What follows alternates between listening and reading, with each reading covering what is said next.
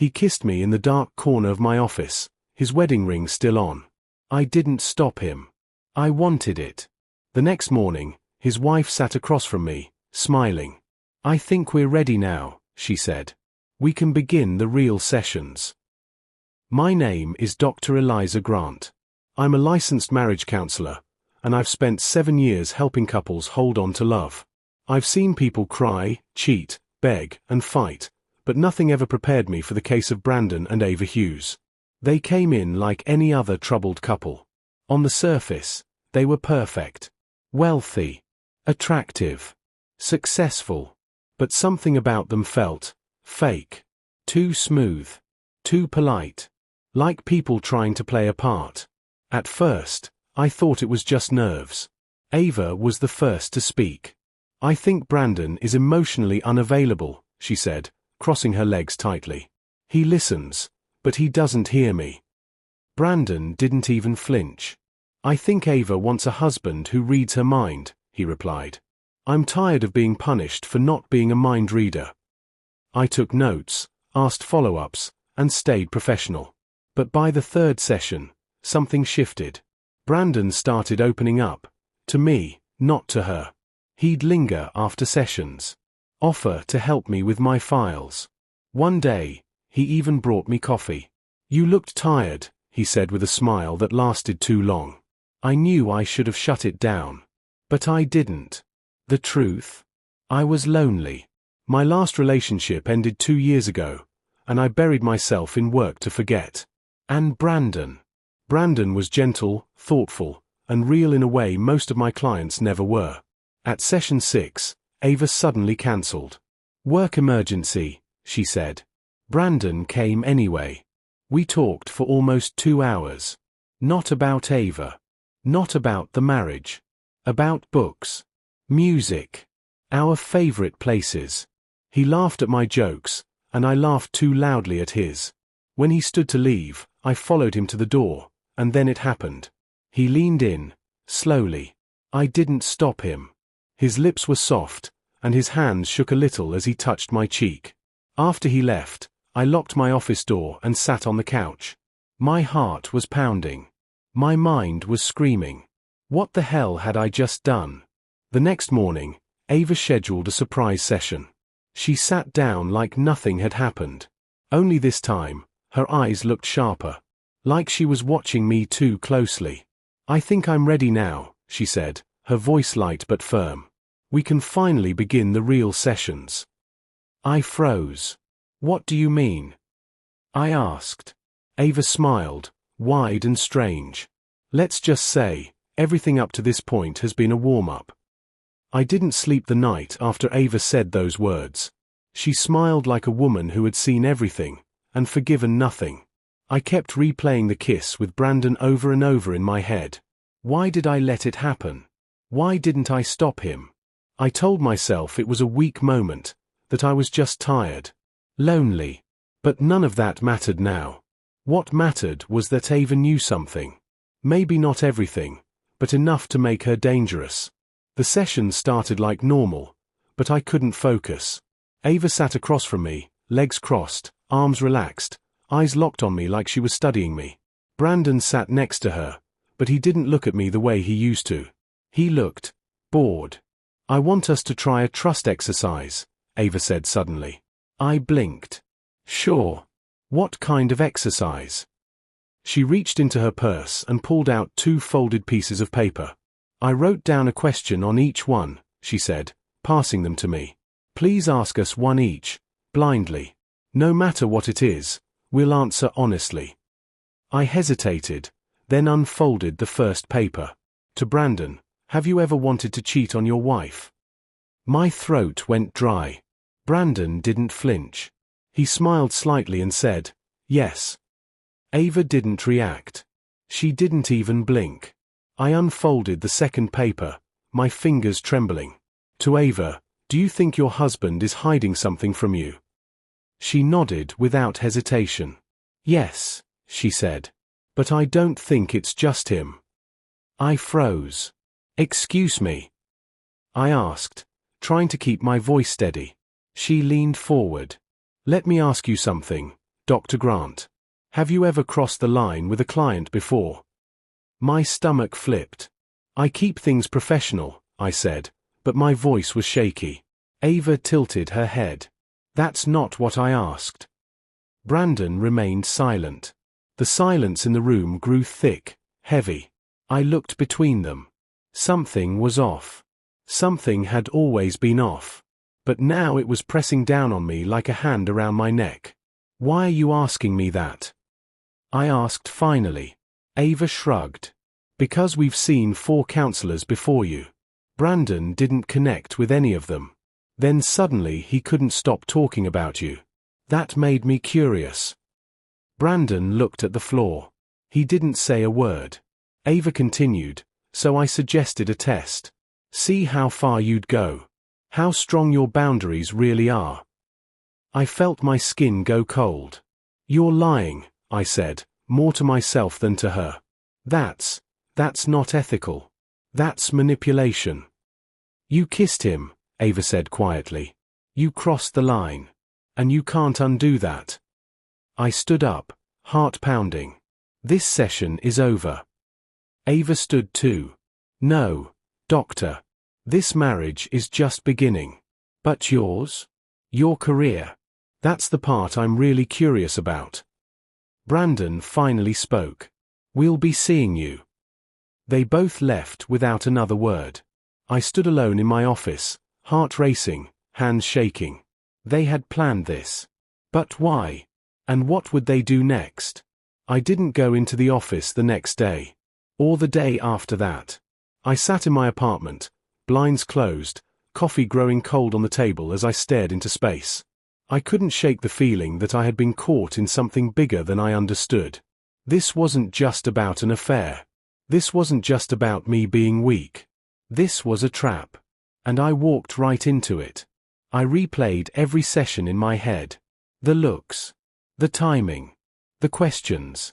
The way Ava had slowly drawn me in, pretending to be fragile, while Brandon played the vulnerable husband. They had studied me.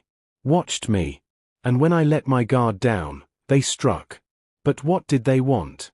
My license. My name. Ruin. That evening, my phone buzzed. A blocked number.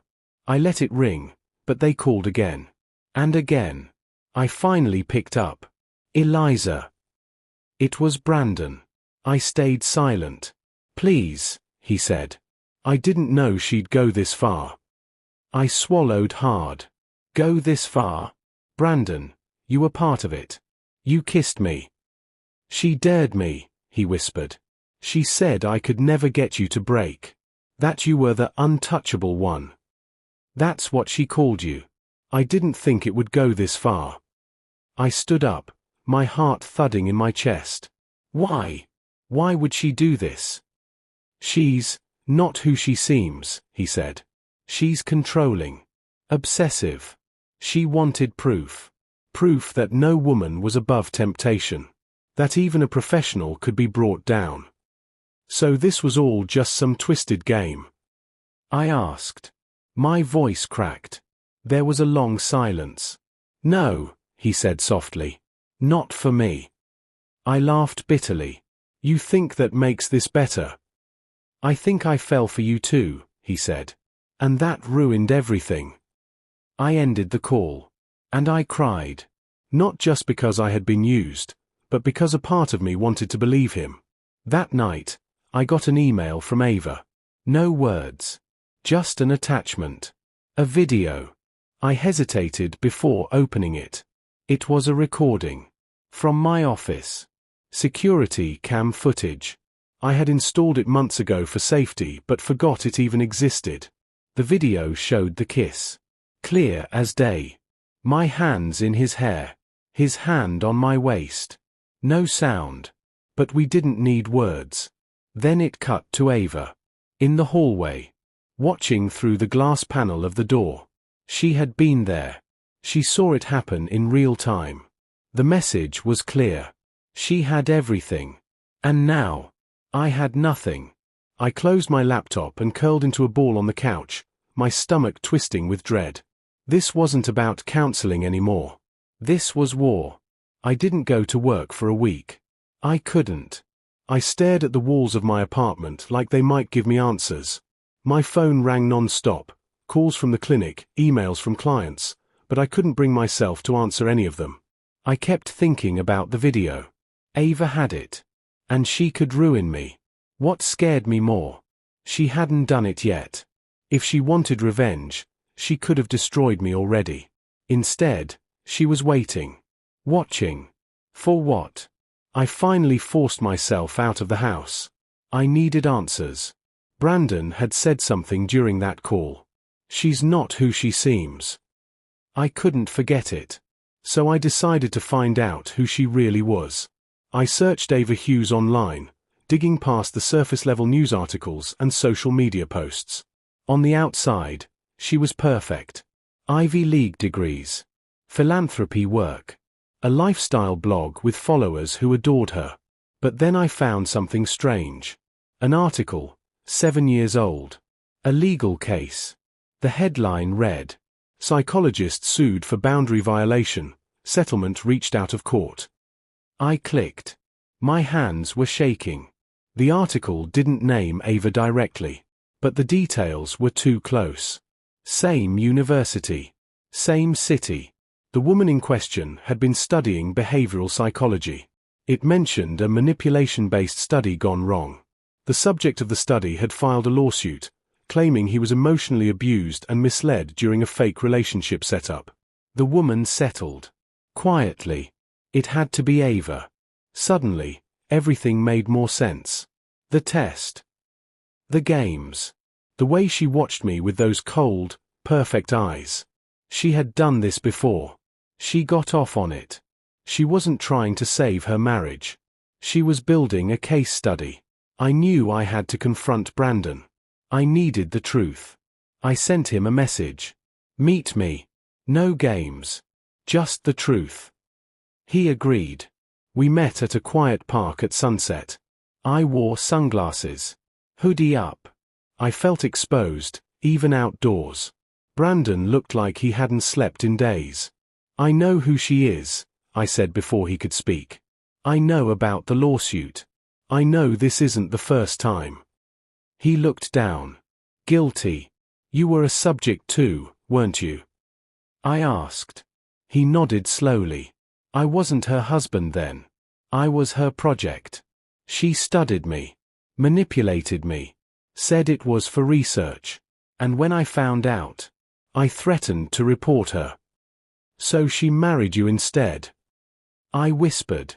"She said if I stayed quiet, she'd fix it all. She made me feel like the only way to survive her was to become part of her." I took a step back, horrified. So this was never about testing my loyalty. "No," Brandon said. "It was about proving to herself she could still break people. You were just the next one." A cold chill went through my body. "She's not finished," he said. "She never is." I stared at him. "Then what does she want now?" He met my eyes. "You." I didn't speak for a full minute after Brandon said it. "You," he repeated, like it was the most obvious thing in the world. "She doesn't want to destroy your career, Eliza. That's too easy. She wants to break you. Personally. Quietly. Deeply. And she wants to watch it happen." I felt sick. It wasn't just a loyalty test. It was obsession. "But why me?" I asked, my voice barely above a whisper. "She studies people who seem too good. People who believe they're untouchable. She thinks everyone has a price, a weak point. She likes proving them wrong." I shook my head. "I'm not famous. I'm not even that important. But you were clean. Respected. Kind. People trust you." Brandon stared off into the distance, his jaw clenched. "That makes you a challenge. And she thrives on the chase." A chill ran down my spine. This wasn't about jealousy. Or a broken marriage. This was sport to Ava. A twisted psychological game she had perfected over years. I looked at Brandon. "Why are you telling me this now?" "Because I'm done," he said, voice shaking. I've done terrible things to keep her happy. But watching her destroy you, someone who actually cared, I can't do it anymore. I wanted to believe him. But I didn't know how. We parted without touching. I walked back to my apartment with my hands in my pockets and fear crawling down my skin. The streetlights felt too dim. The world felt too quiet. And when I got home, my door was open. I froze.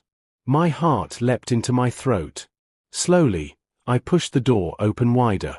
Everything looked normal. Nothing broken. Nothing missing.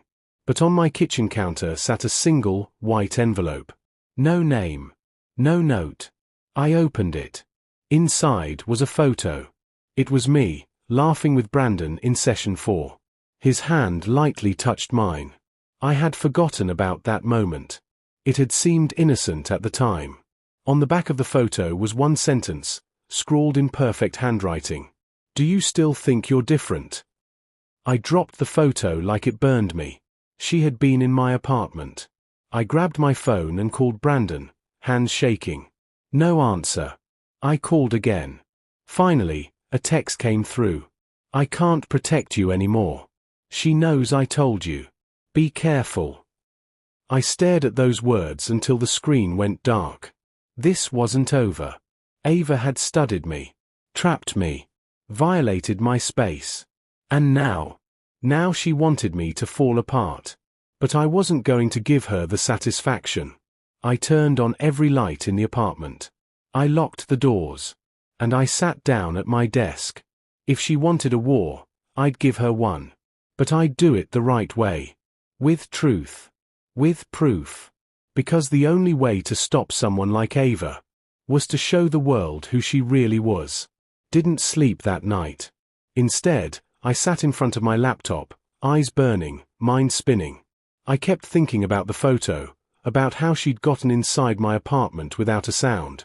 She had control of my space, my choices, my mind. But Ava made one mistake. She underestimated me. She thought I would fold, that I'd panic and run. She didn't know I was already unraveling her. I started digging, deeper than before.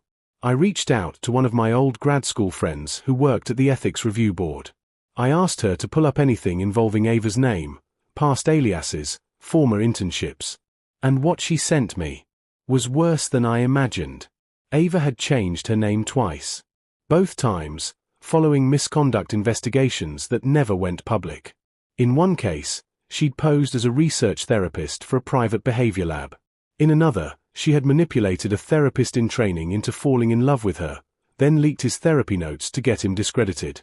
And each time, she vanished before the damage caught up. She didn't just destroy people's lives. She studied the best way to do it. I saved every file, every email, every report. I needed a plan. So I reached out to her. Yes, I reached out. I sent her an email. We should talk. No more secrets. Just you and me. One last session. My office. Tonight. She replied in minutes. Finally. I thought you'd never stop pretending. I cleaned the office that afternoon like it was a crime scene. Everything was in its place. Cameras reset. MIC recording. Laptop screen capturing everything. I even had backup storage in case she tried to erase anything. I wore black. Not for drama, but because it made me feel like I was going into battle. Ava arrived 5 minutes early. As always. She walked in like she owned the place. Her hair was perfect. Her perfume was soft but sharp. Her eyes sparkled like someone walking into a party they planned just to watch it burn. I have to admit, she said, sitting across from me, I didn't think you'd find the courage. I smiled politely. I'm just here to listen. She laughed. Oh, I bet you are. We sat in silence for a moment. Then she leaned forward. You want to know why I chose you? I already know, I said. No, you think you know, she corrected. But the truth is, you reminded me of me. Before I learned how weak people really are. She kept talking. Confessing. Not just about Brandon, but others. How she made women cry in secret. How she built them up, then tore them down. How she loved seeing professionals collapse under their own guilt. "I don't destroy people," she said. "They do that to themselves. I just help them find the door." I didn't say anything. I just let her talk. By the end of that hour, I had a full recording. Of everything. As she left, she turned to me one last time. "You'll feel empty when this is over," she said. "Because you'll know I was right." I nodded slowly. But inside, I was steady. Because now I had the truth.